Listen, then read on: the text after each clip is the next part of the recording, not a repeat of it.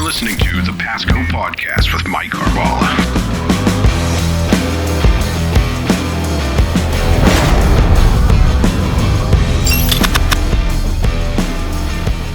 Welcome to Season 3 of Pasco Podcast, a series about leadership and public service. We'd like to thank our sponsors, the nearly 600,000 people of Pasco County, as represented by the Board of County Commissioners. It's through their trust and empowerment of our workforce and leadership team that we're able to bring you this podcast. This podcast is designed to help public servants build leadership skills and leverage them for success by sharing the experiences of our peers. Hi, I'm Mike Carballa. Welcome to our 24th episode of Pasco Podcast. Joining us today from our Public Infrastructure, Fiscal, and Business Administration team is Director Justin Grant and Assistant Director Maura McMillan. Justin, Maura, thanks for joining us. How are you guys doing today? Thanks for having us. Yeah, thanks for having us. No trouble finding the place? Oh, no. Been here many times. Okay. Well, as you know, we talk about leadership topics, especially for those in public service, really. And you guys have been around Pasco County for quite a while. You know, I think, Justin, I think you were here when I was hired originally. Yeah. So why don't you talk to us a little bit about your leadership philosophy? Sure. So when I've thought about leadership philosophy, it centers around three things, right? Integrity, purpose, and teamwork. So integrity, obviously, right? Everybody knows the definition of that, doing the right thing, even when no one's looking, right? And so you want to lead by example and do that for your team. Purpose, obviously, former county administrator, Dan Biles, right? Has people, purpose, performance. That's been a fantastic mantra that's kind of been adopted throughout the organization. And obviously, when you have purpose, even before he said that, right? And you've heard Simon Sinek, he always says to start with why type thing. I've always wanted to explain folks why they're doing what they're doing, right? So when you have folks that are doing, whether it's a very clerical type task or something much more high level, right? Explaining the reason is why what we're doing, who it's serving, what the larger mission is, breeds more engagement, right? They're more engaged, there's higher productivity, and it helps them understand kind of what that mission is.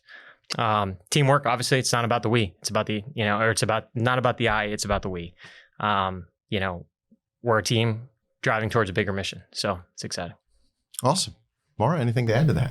No, I think just to highlight on the people first, I think it's something that impressed me from day one when Dan Biles came in and spoke to orientation and said, people, purpose, performance, and emphasize that. And I think you and Dan Biles before you, certainly, when your role up at public infrastructure and now as county administrator, have certainly always stressed that with us and really exemplified it. So for me, that really is where it starts. Yeah, we don't get things done without our people, right? So when did you first realize that you wanted to lead people? I think in high school, I really had made the decision to pursue a career in the public sector. And then high school, wow. Yeah. That's early on. Yeah, definitely. There was a lot going on internationally. If you recall, I graduated from high school in 1990. And so it was the era of perestroika and Soviet Union. And so I actually traveled to Soviet Union as a student ambassador and was there for a few months between my junior and senior years of high school. And then, so I knew that public sector and government was where I wanted to be. And I think then in college, there were summers where I worked for our local county. And that's when it really solidified my desire to pursue a graduate degree in public administration and to work as part of a team in a public sector goal and taking the responsibilities that would come with being in a manager role. So fantastic. What's your favorite thing about public service right now? I think that it's seeing the fruits of our labor going out into the community, understanding the impacts that we have on the community and the people that we serve, I think is really an understanding. Just this morning, there was the news about the water crisis in Mississippi, I believe it was. And it just got me very grateful as I was driving in for all the work that is done by utilities and the men and women in it on a day-to-day basis to provide us with safe drinking water. Fantastic. So, Justin, you're no stranger to public service. Talk to us a little bit about that. Yes, sir. So, the original question, when did you first think about leadership? I remember being a kid and gosh, my oldest daughter's 5 right now. And so I remember at that age, my dad always telling me, be a leader, not a follower.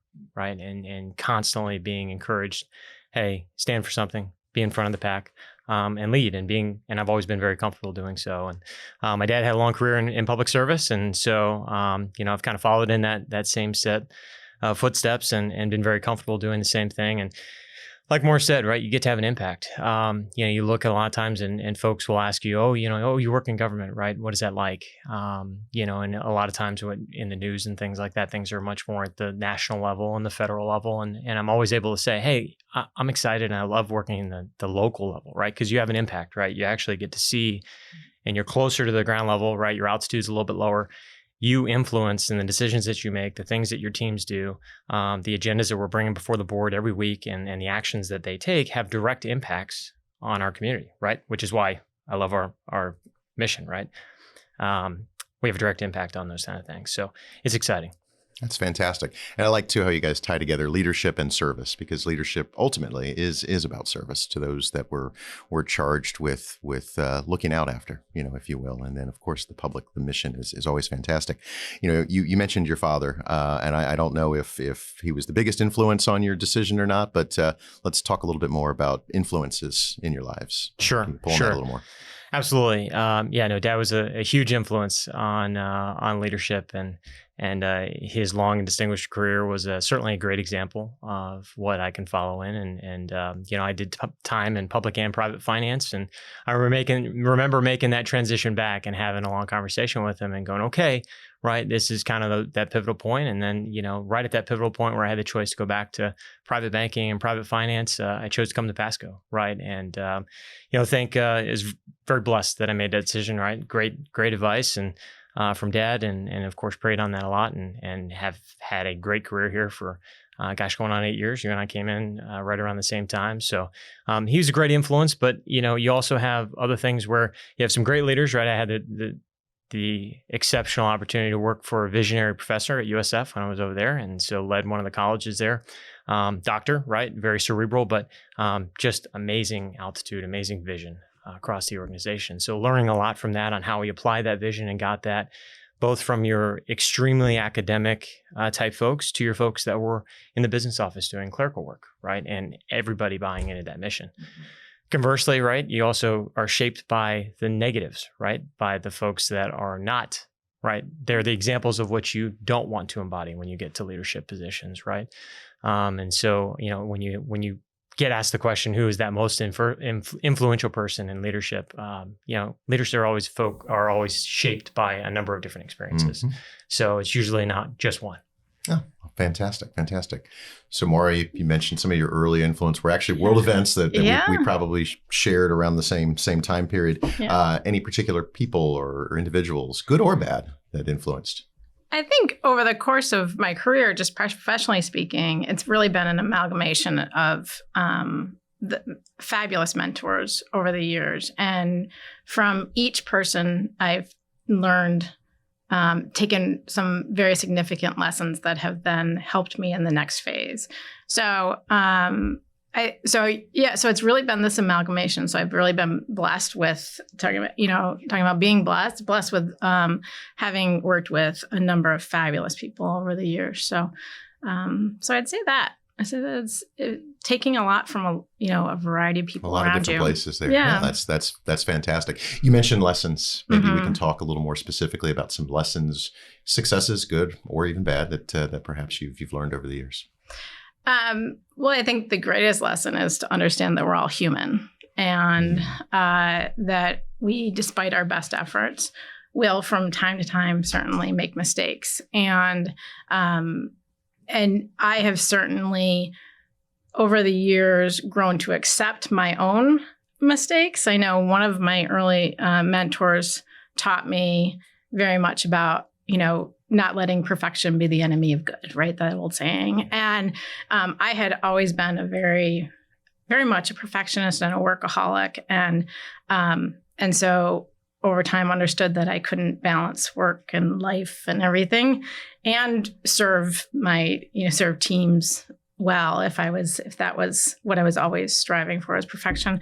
And nobody is perfect. So I think that's been one of the greatest lessons to really accept and learn and pass on. And I reiterate it to the team all the time, that we're all human. We'll all support each other. Anytime, someone accidentally makes a mistake, we get together. And if that happens, we will fix it. We will figure it out and learn from it and go from there. And you hit it right. I mean, mistakes are about learning. And if you don't empower folks to move forward and to make a mistake, it's like teaching a child to walk, right? You've got to let folks walk and fall in order for them to really learn to walk and run and eventually do all kinds of other great things. So that's fantastic.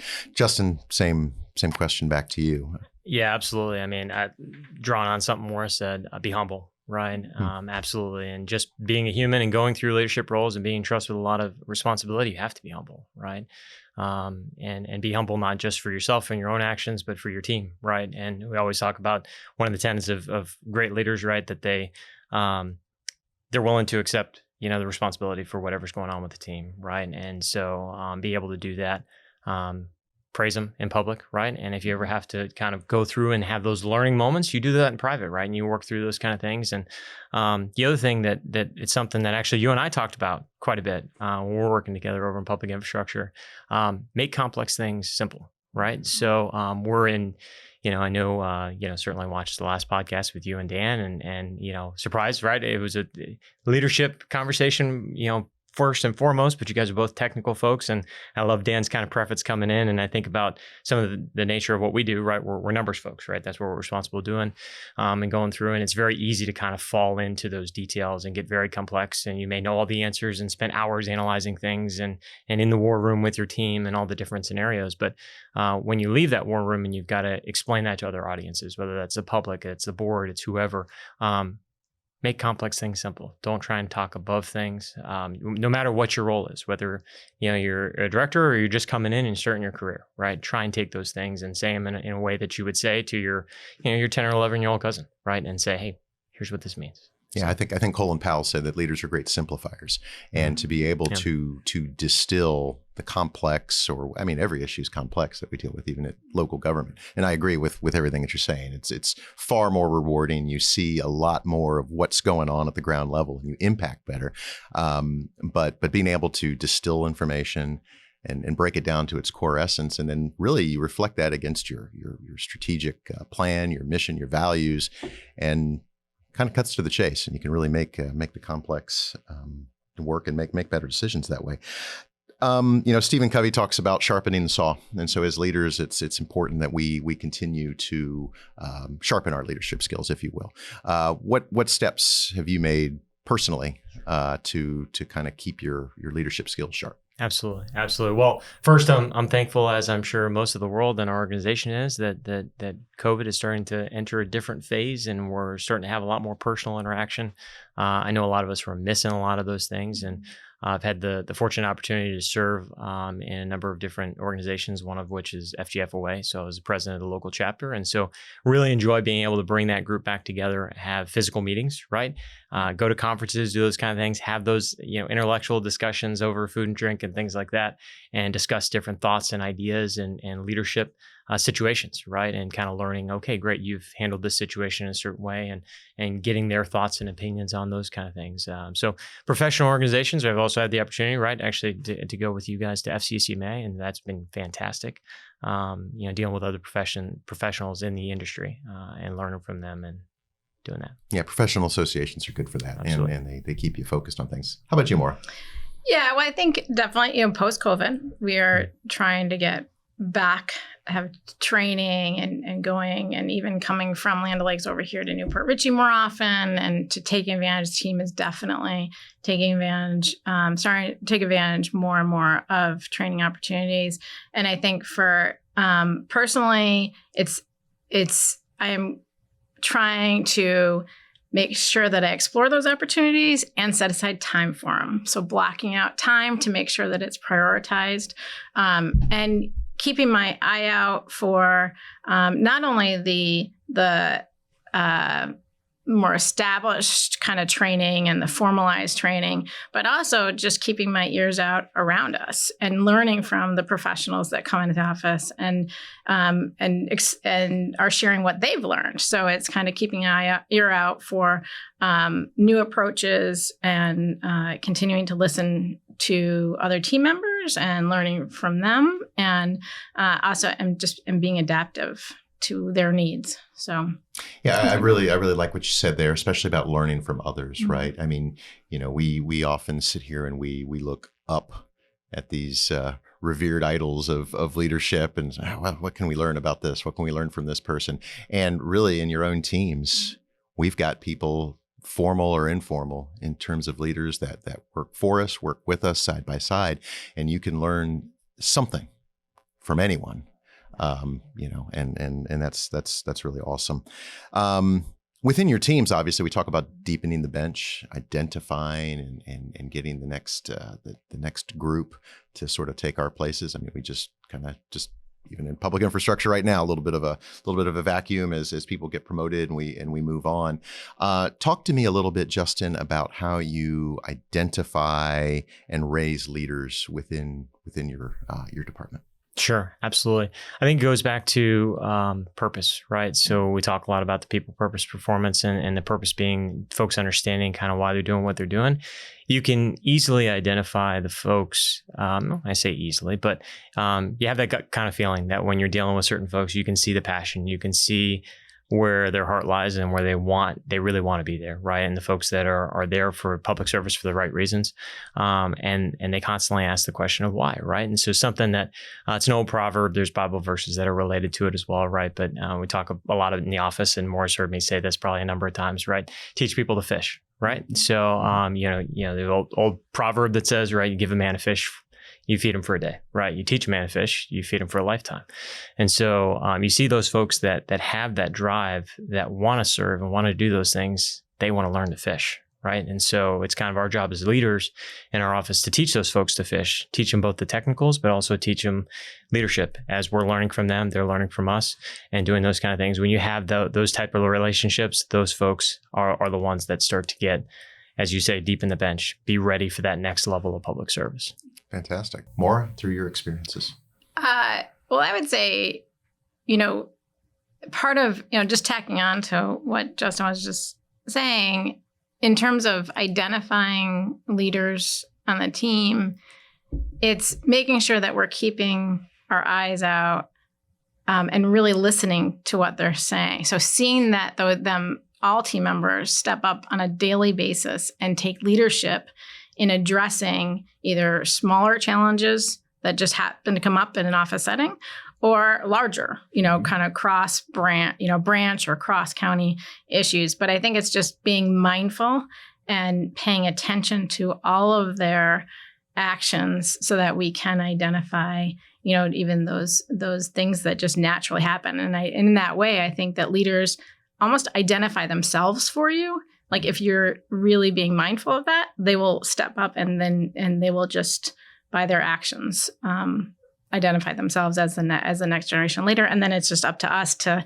keep fostering that and to allow for opportunities and encourage people to take the time out of the day to go and do those trainings, or to talk to mentors in the branch, outside of the branch. One thing that we've been talking about is, encouraging mentors across, from, either in other departments or throughout, throughout the county, just reaching out and trying to do that. So that's what I think in terms of fostering that from our team going forward. Yeah, that's fantastic. And it's raising those folks up and giving them the encouragement and the confidence sometimes that they need to step up. I mean, all people, I think, like I said, at all levels, we lead. Mm-hmm, whether we're in a absolutely. formal leadership position or not.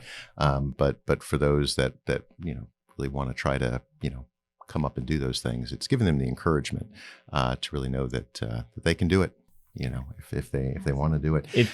It's given that encouragement, and then I think it's something that you and Dan both have talked a lot about, and Mike, I'll compliment you. You embodied it when we were in public infrastructure, giving the autonomy, right, for those folks to do those things, right? So Dan talked a lot about pushing the decisions down to the lowest level, right? And so, I compliment, I loved you, the relationship we had, right, when you were assistant county administrator in public infrastructure. We were given the autonomy for Maura and I to do what we needed to do to run the department. It's just because I didn't know what you were doing. I'm kidding. No, you guys, but you guys understood. Sure. Understood. You get out of the way. You let people do their jobs. Well, that's part of fostering and building leadership, right? Giving folks the trust, right, and giving them that autonomy to say, hey, go be that subject matter expert, go run these kind of things, right? I trust you to do that. And that gives that, we talk a lot about, all the things that foster engagement, kind of get behind that. That is one of the biggest things, in my opinion, right? That gets employees engaged, knowing that they're trusted and that they have the autonomy to go make certain decisions, go do their job and go, I'm the closest to what the technicals are on this item. Here's what I recommend, right? Here's David Marquette, right? I intend to do, right? I intend to do this, not what do I do, right? And so when you see that kind of thing, you see some of those leaders like you're talking about, Maura, that start to step forward and you give them that opportunity, you give them that trust, you give them that autonomy, and they start doing that, they present themselves, right? And then that's the opportunity where we go, okay, great, let's develop this. Let's build that relationship. Let's work together and develop you to the next step. Empower them and they will show themselves. Fantastic. Any tools or wisdom that you'd like to share based on your experiences? I think overall, just as leaders, for us to be kind and mindful, getting back to the people first, right? But that people have a lot going on and are facing challenges either at work or at home that we need to be mindful of. So I think, being patient and kind is really important. And Bob Chapman talks about treating them like family, right? You bring your whole self to work and, we recognize that you're not just a resource sitting here to go do work, right? You're a living, feeling person that while we spend 40 plus hours a week together, 352 weeks a year. There's still a life that goes on outside of that, and understanding that human side is very, very important. Justin?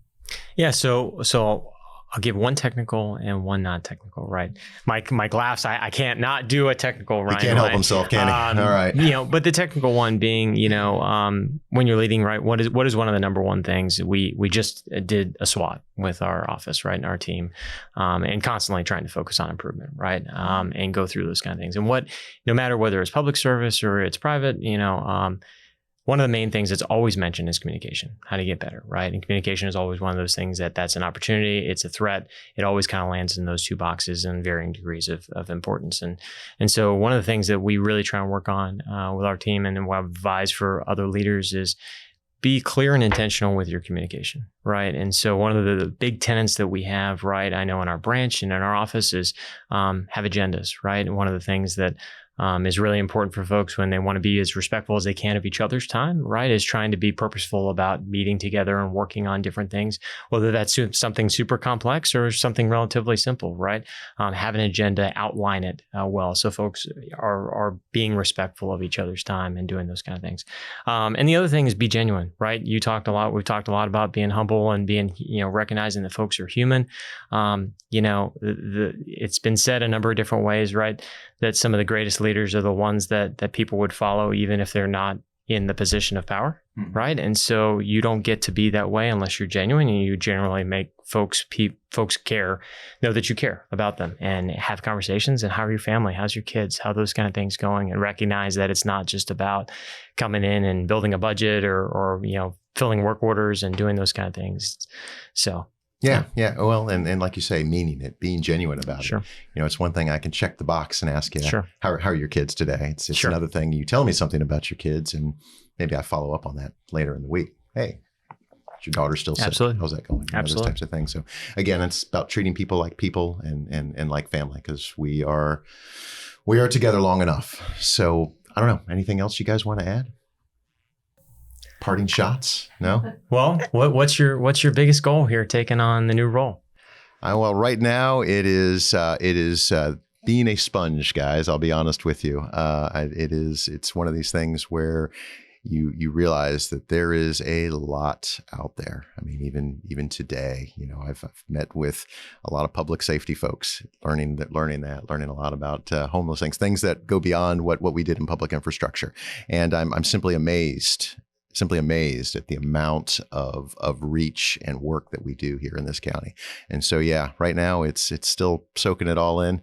Technically third week on the job, but it's fantastic. I haven't looked back, and it's great. I miss working with you guys, though. I miss seeing you guys in the morning. Same, absolutely. That part is there. So, well, hey, Justin, thank you. Maura, thank you for joining us. It was great to have you guys here, and we'll see you again. Special thanks to our media relations team who makes this effort possible. And thank you for joining us for this episode of Pasco Podcast. I'm Mike Carballa. We'll see you next time.